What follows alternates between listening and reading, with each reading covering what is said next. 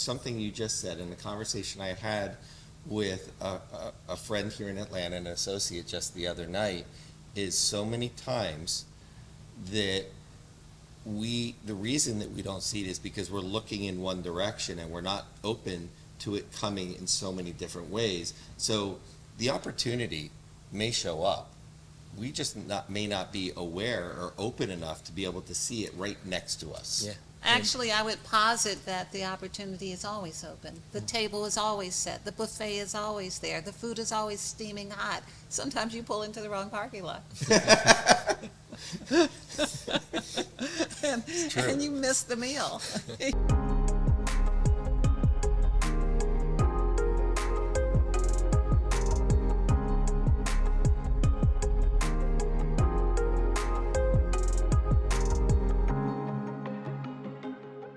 Welcome to Call for the Truth. I am LaOta of the Sun, and my co-host is LaOta of the Sun. Today, we will be speaking about our relationship with money. And before we begin, shall we call to see the truth, speak the truth, and hear the truth in all things? Today, we're here with David Asarnow. Thanks for having me here. It is an honor and a pleasure. Same. And I would like to introduce you. There's a list. Father, speaker, mentor, entrepreneur. You're the CEO of Business Nitrogen. A husband. Can't forget the wife, right? Absolutely. You can't forget Jen. Okay. Absolutely. Okay, we got you, Jen. But if you would tell us a little bit more about you, things that you'd like us to know, and the people listening. Sure. I mean, my passion for years has been helping entrepreneurs monetize their business, help them take their vision on how they're going to create an impact in the world. And it just so happened that I realized many years ago that I have a gift in being able to helping other people take their visions and create them into reality, and helping them connect with their dream audience. And so that's how my business was born. Ah, that's beautiful. And you sound like the ideal guest to be here because, again, our theme is finding the divinity within our relationships. And clearly, relationships have to be built with what you're doing here. So would you kind of take us on a journey or a path of how you got to where you are now, and this connection with the divinity of the relationships that you're building? Great questions, and so we'll unpack this. There's part A and part B. Part A, B, and then part C. So it's kind of interesting. I grew up in business. I was blessed. My grandfather gave me the opportunity of becoming an entrepreneur at 50 years old, leaving the family, and then bringing me down to Florida for months at a time with him. So Excuse me, did you say you were 50 years old? He was 50 years old. Oh, okay. I'm 54 right now. So you weren't 50 years old. He was 50, I was 4. It's so funny, and I'm 54 right now. There you go. Numbers work out, Yeah. right? Yes. And so I used to work with him in his business every summer and every vacation as I got older. And when I worked, I finally got a job working in corporate America, and I was going around with the CEO of the company visiting clients. And I remember distinctly him saying, "How do you know what you know? You're only 24 years old."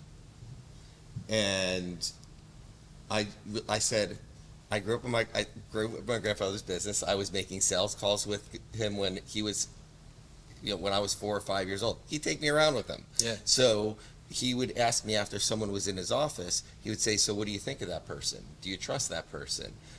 He was asking me advice at a very young age. So all that it really didn't impact me, and it didn't hit me until I was blessed to get an opportunity to build a business, a division of a company.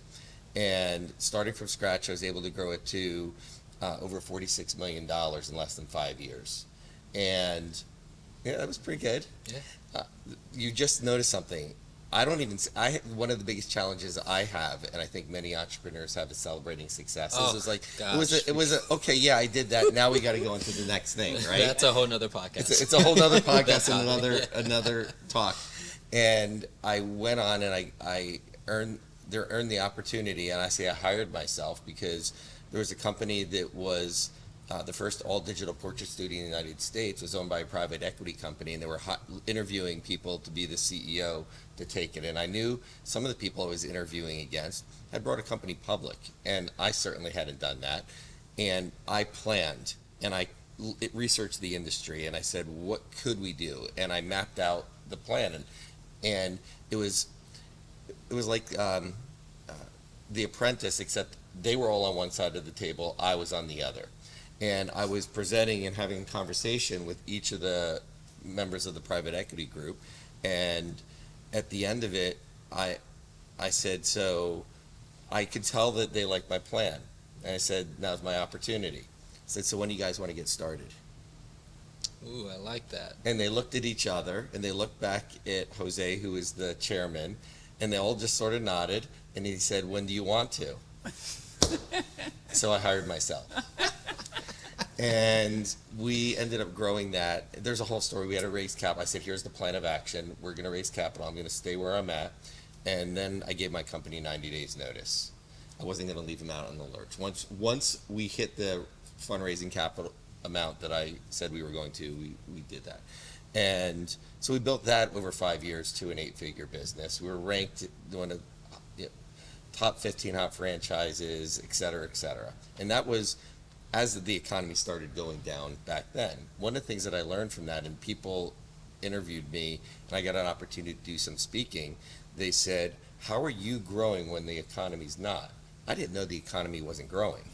I wasn't watching TV. I wasn't reading the newspaper. It's like, that's not part of my reality.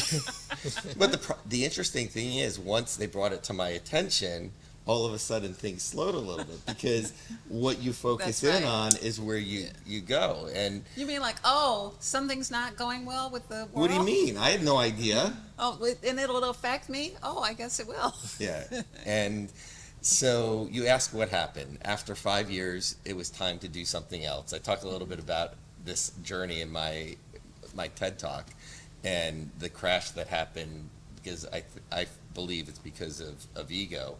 And I said I was going to be a personal development speaker, motivational speaker. I'm still not a motivational speaker, but I'm told when I speak to business owners, it's You motivational. just so happen to. But I'm not sitting there pounding my chest from stage, getting people jumping up and down and rubbing each other's backs. It's not that kind of motivation. And I But you're a had motivational speaker by default, even though you're a motivational speaker. I'm a business speaker. My goal in business when I'm up there is to get people to see blind spots, to see opportunity where they may not see it themselves right now, and show them that there's a pathway to success as long as they have an amazing vision, and it's a vision that can serve other people, how they can build that audience, how they can attract that audience, and with the intention, obviously, how you're going to add value to the people that you are serving. Absolutely. So And this so, idea yeah, of that's all. service is very important to us. So what is your relationship with being in service to others about? And how did you come to it? How did you come to the idea not everyone is in service to everyone? Well, the idea came because of when I started in the space. I worked with a lot of the big name personal development speakers. And when I realized that people would say one thing on stage and then operate very differently as soon as they were off stage, I had a very visceral effect. It was like a magnet, two magnets. I just had to get away. Mm-hmm. And I remember specifically one time I was speaking at an event and I was emceeing an event. And they picked another day for their next event and said, well, obviously you're going to do this. And I said, let me check the date. And the person, I said, I can't do it that date. I have a commitment with my family. And the funny thing is, I was taking my kids to WrestleMania, my family to WrestleMania. And I said, he said to me, you're going to choose WrestleMania over me? And I said, no, I'm choosing my family over you. Good for you. And we didn't speak for years. He's reached out for me for help since then, for advice, which is interesting. And I said, you know what, I'm done with this. I can't be part of this space anymore. And I said, what am I good at? What do I like doing? And how can I really serve people? And I was doing a lot of business coaching and development and training, and I was doing speaking to thousands upon thousands of people, and people would come to me with their problems, and right on the spot I would help solve their business problems. I said, this is my life, this is what I need to do. And that's the journey, the path that set me on the journey I am today, and that was about 14 years ago. How did it feel when you said to him, no, I'm not choosing WrestleMania over you, I'm choosing my family? What did that feel like? It felt free. It felt freedom. In fact, I feel it today just saying that. Yes. Because we all have to choose what's important, and so many times we'll make decisions as humans because we say, well, if I disappoint this person, if I say no to this person. And when I was driving here today, I was talking to one of my team members, and she said, we have to get better at saying no, because when we say yes to something, we're saying no to something else, and we don't know what that no is because we close up the opportunity. And that was a conversation I had with one of my teammates in one of my companies. One of the things that I'd like to bring to the forefront is that when you are in the truth, when you speak the truth, not only does it free you, it erects your spinal column. It makes you a vertebrae instead of an invertebrate. You get taller. You get taller, you get stronger, and then the strength to do what's needed, it's there. Whereas you keep yourself in enslavement, you keep yourself in this idea of appeasing others, you lose your ability to stand up strong and be the truth of your experience. It is something I say often, but you know, a brave man dies only once, a coward dies a million times. It's nice to know a courageous man. So what happened after that? Was it an easy transition from stepping away with the strength of your conviction, or was there more to go through? It wasn't fast, and it wasn't easy. So what happened at the time, I was doing some speaking and coaching and training on the side, business coaching and training for a big name person. And the person who was the president of one of the divisions and I were working on a side project together, and she knew what we were looking at doing. And I met her and the other person who was also president of another division. I wasn't, but we were working on a project. And she said to me, how's it coming along? And I started saying, well, this, that. She said, perfect is the enemy of done. Just do it. And that's all it took. It took me launching. It took me putting myself out there. It took me actually taking on clients at no charge in the beginning, and then charging $50 an hour, and then charging $100 an hour, and then $200 an hour, to now, when I work with people, sometimes over $3,000 an hour for people to work with me. And it took taking action. It's that first step. Yeah. And here's what happened. I realized that I built a six-figure business in the next 30 days. How? Well, I said, what is a six-figure business? It's $8,000 a month. How can I generate $8,000 a month? I can get one client at $8,000. I can get 4 clients at $2,000. Right. And so I went out there and I served people, and I said, who do you know that I can help? And I asked, and people started showing up, and I started servicing people. And then I started getting referrals, and then my business started growing from there. And now we have over 20 employees, and Business Nitrogen is the main company as well as the others. Yes. So the names of your companies are? Business Nitrogen. Business Nitrogen. So if you look at it, it's a business flywheel. Business Nitrogen, we are a business growth company. We start with business and marketing strategy.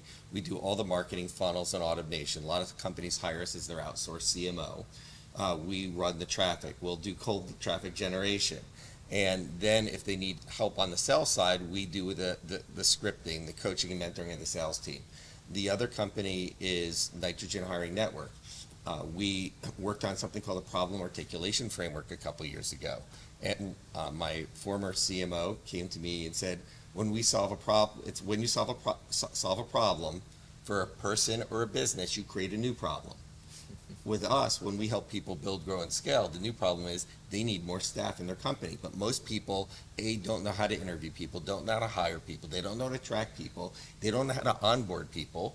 And so it becomes a never-ending spiral that all of a sudden, I hired all the wrong people, and they fire everyone, they start all over. It's not the people, it's how do we do this? And I believe we are really good at this.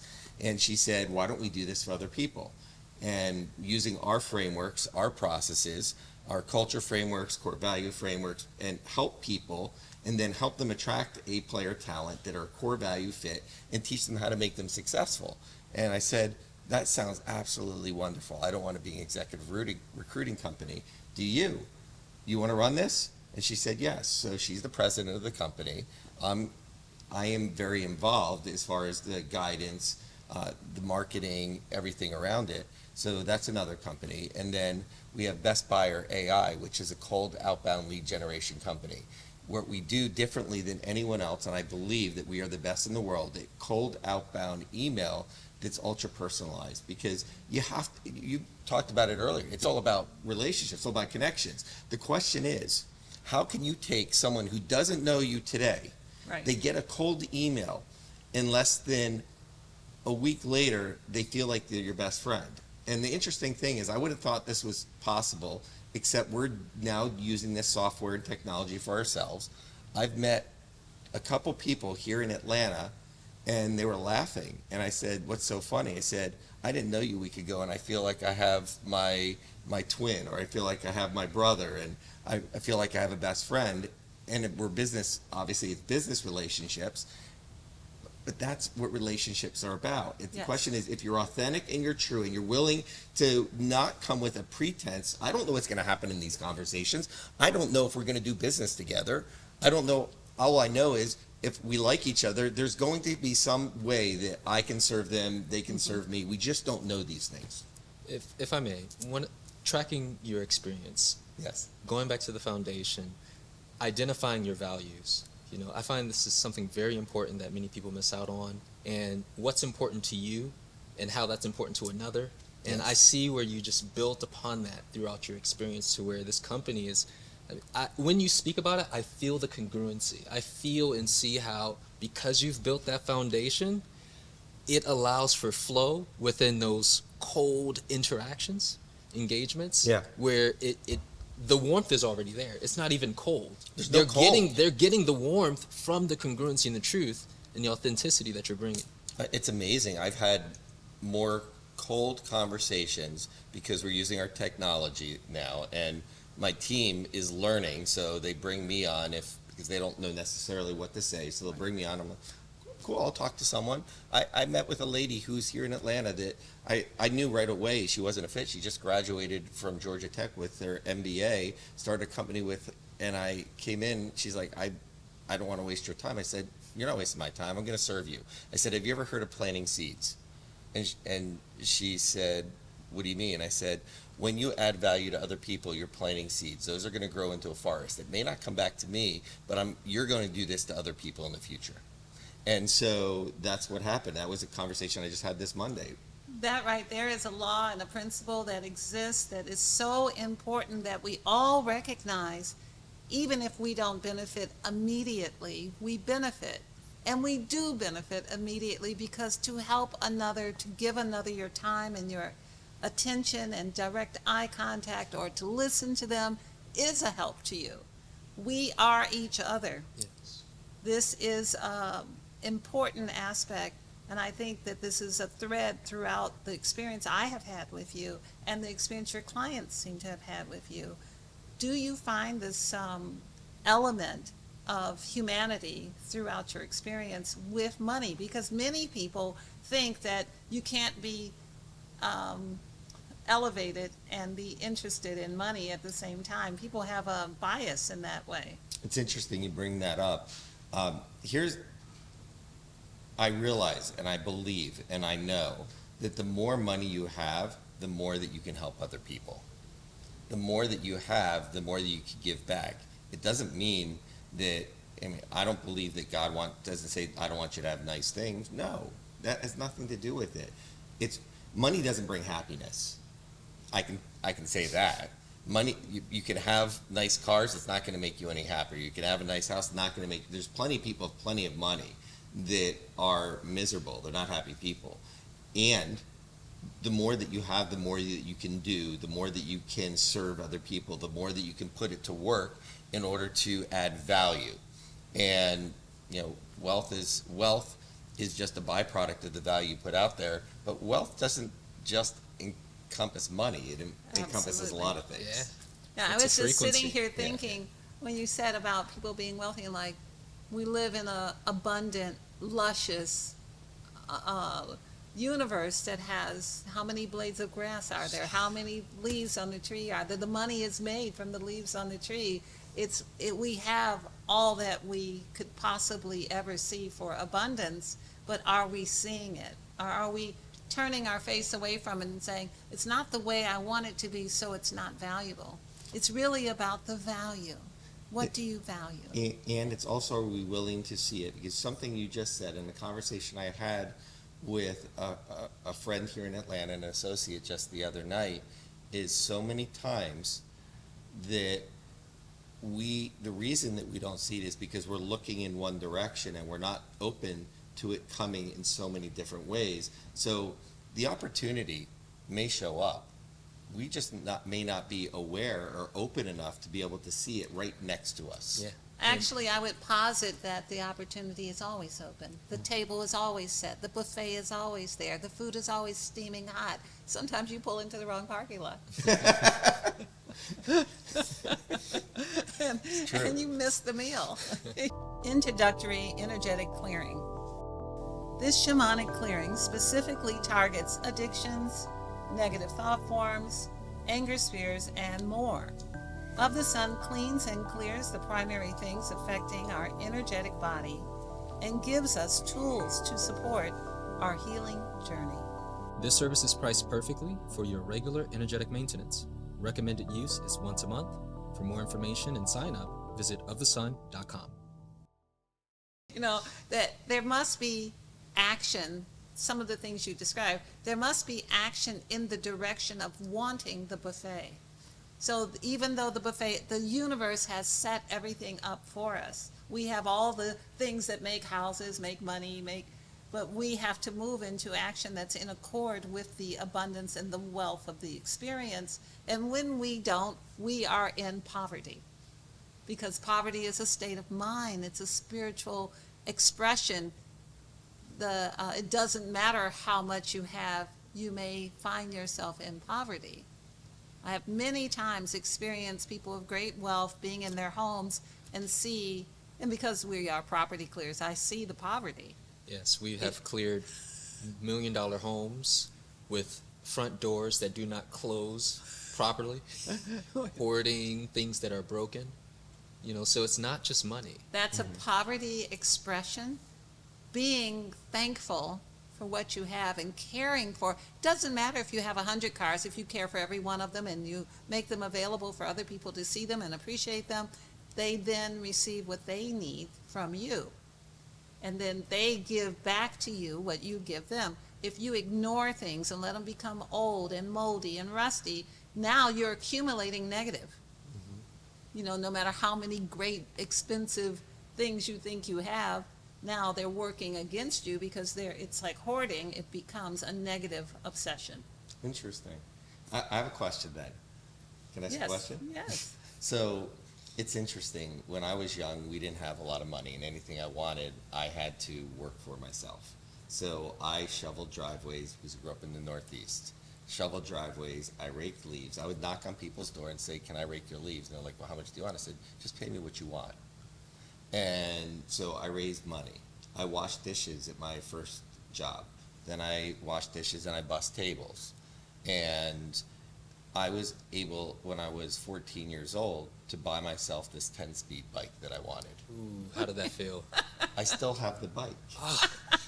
I won't get rid of it because it reminds something, it anchors in my mind that if you want something, you've got to create it. You can't just expect someone just to hand it to you.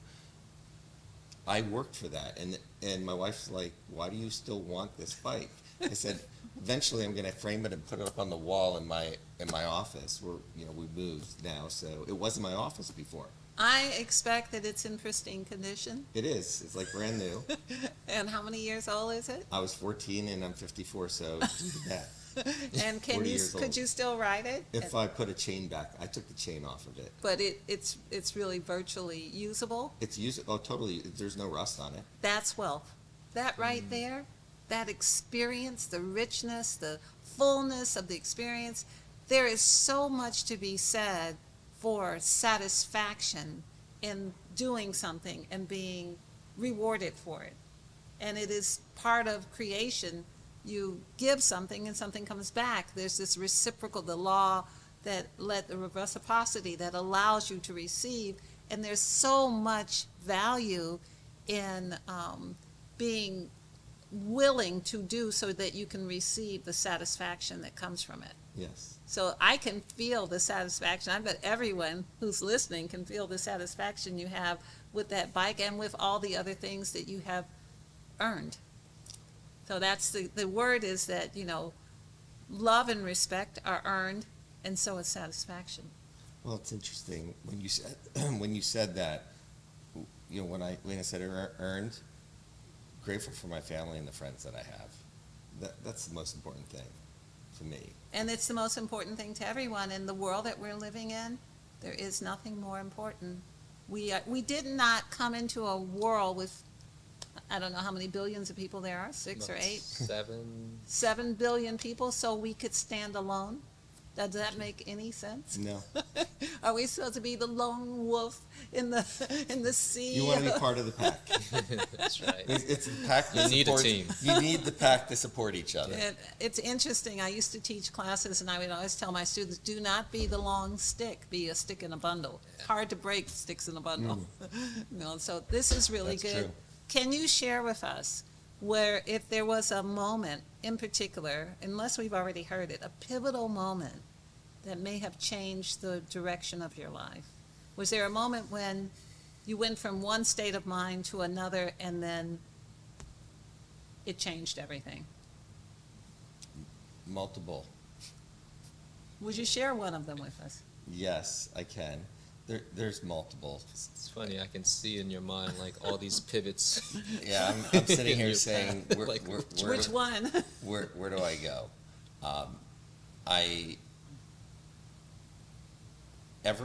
There's so many different pivots.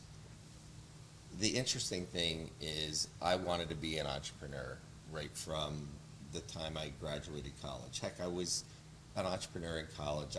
I was doing photography and shooting weddings, and then afterwards my side hustle was doing photography and models and things like that just to make money. I would have a portfolio friends took of me to get into every modeling show, and then I'd go sell moms and book myself out for the next month. I got kicked out of a few of them, especially here in Atlanta. And You were using weddings as a sales call? No, I went to modeling Modeling competitions. events as a sales call. 'Cause I used it to be able to have access to the moms who were That's a buying sales call. photography for their daughters, and I'd It's a say, cold call, isn't and I it? would show my portfolio. It was a cold call. It really was, and I had fun with it, right? And so Met a few models. no, I didn't. I actually didn't. I really took it very seriously. Wow. No one believes me. It's funny. I'll take your word for it. It's just very unique and rare. I know, it's kind of weird. Well, no, it's this entrepreneurial focus. Yeah, he's focused on the business, the It money, was a the business. goal. It and- was not for what people Yeah. would think it is. It was Well, business. And if there had been Respect. snow in the driveway, he would have done that as a third job. Yeah. So, and I wasn't making a lot of money at the time. I got a job in sales. It was $22,500 plus commission or plus bonus. And what happened? A pivotal moment that changed things for me was I was leading at 2 years. I was leading the the division. I was one of the top reps in the company, and yet our district didn't hit their bonus number, so we weren't getting a bonus. And I was looking at getting engaged, and and so I asked my boss for $2,000 extra increase. Actually, I was at 24.5 at that time. I asked for $2,000 more. And he said, let's go talk to the region manager. Let's talk to Frank. And I remember sitting, and John just says to me, Dave, tell Frank what you told me. And Frank looks at me. He looks at John. He looks at me. Obviously, John didn't tell Frank ahead of time, which never do something unless you know what the outcome's going to be, right? And so Frank looks at me and said, yes, you are doing a great job. And we know that we appreciate you. And yet, I think you'd be happier in a commission position. I looked at John. He says, so you can make what you're worth, what you earn. And I looked at John. I looked at Frank. I said, Frank, you may be right. Thank you. And I got up, shook his hand, and I left. 2 weeks later, I had doubled what I was making. I had tripled once you look at the incentive compensation that I made. And that was a pivotal moment, being able to just walk away and take a new opportunity. The same thing happened when I left the company that I built the $45 million division for, and I created a startup. It could have imploded. It gave me the experience and the opportunity. Once again, when I left there and went off on my own, I imploded. Financially, I lost everything. And I gained everything too. I learned. I realized that you can't help someone through something unless you've been through it yourself. Yes. That's the ultimate truth. And when you got the chills. Yeah. And Yeah, as an feel entrepreneur, that. and so many times people try to coach people through things that they haven't experienced, and all of the highs and all of the lows and everything that happened in between, I believe set me up perfectly to help people, because everyone in the entrepreneur space experiences things like this, and most people don't understand and can't relate. And because of the experiences I had, I can. I just want to say that, again, I'm seeing the theme of tried and tested on self, what you've been successful with. Okay, this works. People need this. I mean, it is inevitable that they will experience success because you're exchanging that frequency. You're giving that to them. So we're at the point now where we can actually call for the truth of this experience that you shared with I us. thought we called for the truth earlier. I was like, oh, gosh. So let's We're go going to deeper. call for the truth again. Yes. Shall we go deeper? Tell me, So, how would you like me to go deeper? so this idea of when you hit the place where you told us and you shared with us the reality, the authenticity of the fact that you had a growth experience, which to people looking from the outside may not have looked like success, but that you recognize it as a growth experience. I see the magic in that. I see the elevation in that. I see that if you survive that, you become stronger. What doesn't break you makes you stronger. And I was talking with my daughter about this recently, and it's interesting. She said, Dad, through every adversity, it creates another chapter in your book, that you create a whole nother story, and how do you utilize it? And she's working on some things on her own too, and getting comfortable in sharing that story and putting it out there. This is even the aspect that your lineage came into play to help position you to be who you are today by a grandfather who took the time to take you with him, to who asked you in the innocence and the clarity of that 5-year-old mind, do you trust him? That really speaks to who you are today. It That's speaks, interesting. yeah, it Yeah. really does speak to the reality and the work ethic. The idea that you were going to shovel a driveway, you were going to take a picture, that you're going to cold call in the middle of Modeling competition. A modeling competition until you got thrown out. That's really what it was. And all of these things are things that all of us can do.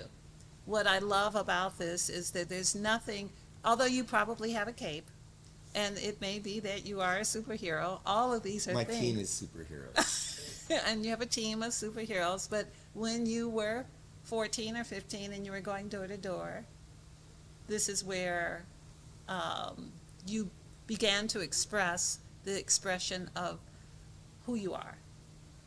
And then it developed and went further, but it is, I think, very valuable to those who you assist that you have this background.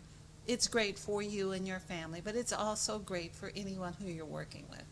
This is the truth of this experience, is that you bring to this your willingness to do what's needed to be successful. You said something right there. I remember when I was in that company that before I asked for that raise and then left, I remember so many other people telling me, I'm working too hard, you got to work smarter. And I said, I hear you, and what if I work hard and smart? I'm going to kick everyone's butt. And I did. And I work a lot. I do. I'm on the phone with people sometimes at 9, 10 o'clock at night. And I really enjoy the conversations I have with people. So is that even work? I'm having fun. I wouldn't do it if I wasn't having fun. So when people say you work too hard, maybe they're speaking about the things they do that they don't want to do. It's what they don't want to do. And what I was thinking at is I work with so many entrepreneurs. And as you said, you can create anything that you want. The question is, are you willing to do what is necessary and for the time necessary in order for it to happen and for it to show up? And that's the thing. There's many people are willing to work for a period of time. They're not willing to put in the decades of work. I had a conversation, I think you and I spoke about it, with a client that I was doing a Discover Power session with the other week. And this person came to this country with nothing. They came not even speaking much English, from China. And we were talking about a 10x mindset and a growth mindset. And I said, let me ask you a question. When you came to this country, what was the goal that you had for yourself? She said, survival. I just wanted to make enough to have a place to live and have food to eat.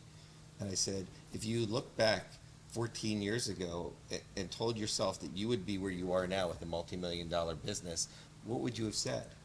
And she said, that's not possible. I said, so have you 10x'd your life from where you were then? No, more than that. I said, have you 1000x'd your life from where you were then with your greatest thought of possibility? And she said, more than that. So I said, so your future, the reason you're having struggle with your future is you're looking at what's going to happen 1 year, 3 years, 5 years. I said, who says it has to happen in the next 20 years, 30 years? I said, if you look at creating a legacy, it doesn't have to happen in your lifetime. It's the seeds that you plant. It's the things you put in place. Yes. And she said, wow, she got it. Yes. So one of the reasons, as long as we're doing the right things, the things are going to happen. We can make tremendous change. We can create disruptive change in this world, in the society, if we're willing to take off the constraints of how we're looking at the world today and look at it from a 3D chess level. This is such an important principle.